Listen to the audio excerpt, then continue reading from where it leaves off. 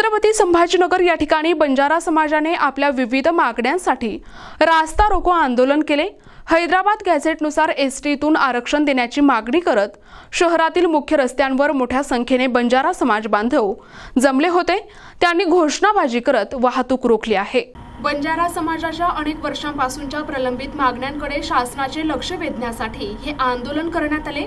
यावेळी आपल्या हक्कांसाठी एकजुटीने लढण्याचा निर्धार आंदोलकांनी व्यक्त केलाय। बंजारा समाजाच्या मागण्या पूर्ण झाल्या नाहीत तर आगामी काळात आणखी तीव्र आंदोलन करण्याचा इशारा देखील त्यांनी दिला आहे।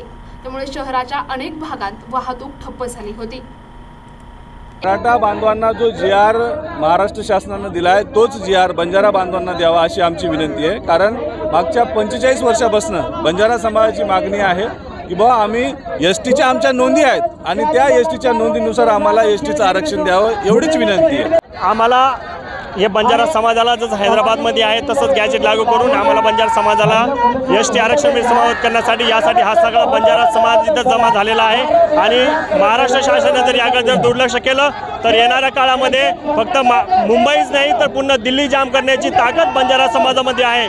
भगवे वादळ हे फक्त मराठवाड्यामध्ये महाराष्ट्रामध्ये आहे, पण हे जे बंजारा वादळ आहे पूर्ण भारतामध्ये आहे। हे महाराष्ट्र शासनाने लक्षात ठेवलं पाहिजे। महाराष्ट्र शासनाला विनंती आहे की आपण आमच्या मागण्या लवकरात लवकर पूर्ण कराव्या, नसता हा बंजारा समाज आक्रोश मोर्चा काढेल आणि ते तुम्हाला